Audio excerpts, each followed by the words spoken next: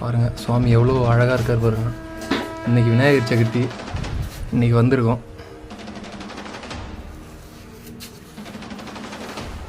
சுவாமி பாருங்கள், பழமையான லிங்கம்.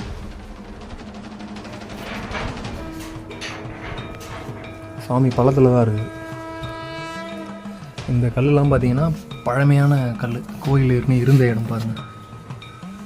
என்ன கோயில் இருந்த கருவறை இருந்தது. இந்த சுவாமி அபிஷேகம் பண்ணுற தண்ணி பார்த்தீங்கன்னா கும்பகோணம் போகிற தண்ணி இது வரைக்கும் வரும். அது வழியாக போயிட்டு வெளியில் வரும். கும்பகோணம் எவ்வளோ பெரிய கல் பாருங்கள்.